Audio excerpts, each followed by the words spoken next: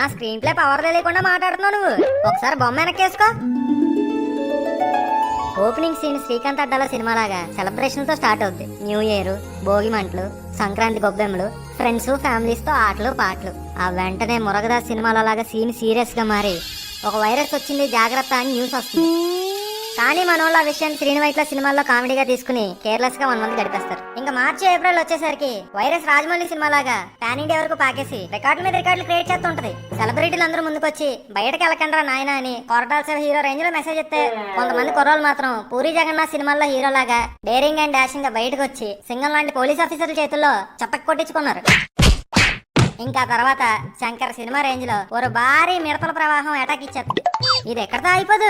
దశావతారం సినిమాలో క్లైమాక్స్ లాగా భారీ వరదలు వస్తాయి. ఓ పక్క కరోనా కేసులు, ఓ పక్క మిడతలు, ఓ పక్క వరదలు. ఇలా బోయపాటి సినిమాలో ఫైట్లు లాగా ఒకదాంతరతోటి వస్తూనే ఉంటాయి. వీటన్నిటికీ అలవాటు పడి త్రివిక్రమ్ సినిమాల్లో కామ్గా వెళ్తుంటే వ్యాక్సిన్ వస్తుంది అని కొత్త హోప్ వస్తుంది. నిజమే అనుకుని సంబరాలు చేసుకునే టైంలో వస్తుందరా సుకుమార్ మూవీ రేంజ్ లో ట్విస్ట్. యూకే నుంచి కొత్త వైరస్ దిగిందని. అప్పుడు పడతదరా శుభం కార్డా సార్? కాదు, టు బి కంటిన్యూడ్ అని. చూసావా క్లైమాక్స్ లో కూడా ఎలా షాక్ అయ్యో? ఎలా ఉంది మన సినిమా? నాకైతే RGB హారర్ ఫిల్మ్ చూస్తున్నట్టు ఉంది సార్. నా క్రియేటివిటీ చూసాక నా మీద నీ పర్సనల్ ఫీలింగ్ ఏంటి? మీరు మాలాంటి మనిషి అయితే బాగుండి అనిపిస్తుంది సార్. ఏ షాలో కప్పడానికా? కాదు సార్, కసాబిసా పొడిసేసి మిమ్మల్ని కప్పెట్టాడండి. ఏంటయ్యా మరి అంత వైలెంట్ ఉన్నావు? మీరు చేసిన పనులు అలా ఉన్నాయి. మరి జరిగినవన్నీ మీకు రసవత్రంగా ఉన్నాయేమో, మాకు మాత్రం రసం కారిపోయింది. అసలు మేము ఎన్ని బాధలు పడ్డామో తెలుసా మీకు? కాలు బయటడానికి లేదు, కడుపు నిండా తిండి తినడానికి లేదు, చదువేమో అటకెక్కింది, జాబ్ ఏమో చీకొట్టింది, జేబులో డబ్బుల కన్నా మందు బిళ్ళలు ఎక్కువైపోయినాయి. రేపు అనేది ఒకటి ఉంటదని తెలుసు కానీ ఆ రేపట్లో మేము ఉంటామో లేదో తెలియక భయంతో రాత్రి లుంగిలు తడిసిపోయేవి. ఆఖరికి రింగ్ టోన్ కూడా అంబులెన్స్ సైరన్లా వినిపించే పరిస్థితి దుస్థితి. ఈ లాక్డౌన్ వల్ల వ్యాపారాలు పోయాయి, డబ్బులు పోయాయి. ఆఖరికి చెంగుమంటూ తిరిగే 106 ఏళ్ళ మా మామ కూడా పోయింది. మేము ఎక్కడికో వెళ్దాం అనుకున్నాం, కానీ మీ వల్ల ఎక్కడే ఆగిపోయాం. దీనికి మీరేమంటారు?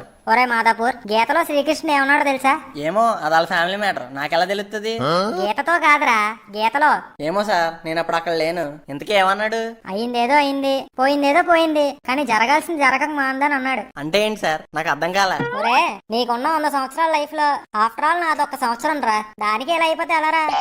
జరిగిందేదో జరిగిపోయింది, జరగాల్సింది ముందుంది. బాధపడడం మానేసి ఫ్యూచర్ మీద ఫోకస్ చేయి. అయినా అందరూ డబ్బని, పేరని, స్థాయిని ఒక చట్టంలో పడి కొట్టేసుకుంటున్నారా? కానీ అటన్నిటికన్నా ఆరోగ్యమే ముఖ్యం.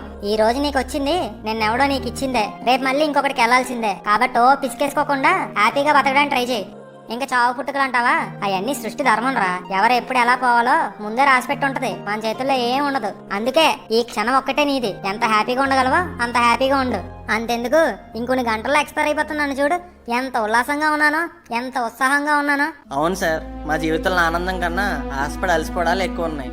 కానీ ఇప్పుడు నాకు అర్థమైంది, ఉన్నవాటితోనే ఆనందంగా ఆరోగ్యంగా ఉండడం ముఖ్యమని. ట్రాక్ లోకి వచ్చారా మహేష్? బాబు ఎవరు సార్? కలకల్లాడిపోతున్నాడు. నా వారసుడు, వర్షన్ 2021. బాబు మన ఆడియన్స్ కి ఏమైనా చెప్తారా? హాయ్ ఫ్రెండ్స్, ఊరికే రావాలనిపించింది వచ్చేసా. అమ్మదినమ్మ సిగ్గేస్తుంది. Boy friends. బాబుకి సిగ్గు ఎక్కువ అనుకుంటా. అంటే కొత్త కదా సార్, కొంచెం సబ్స్క్రైబ్ నోట్ చెప్తే. కొత్త సంవత్సరంలో కొత్త నవ్వుల్ని పొందడానికి ఫిల్మీ మోజీని లైక్, షేర్,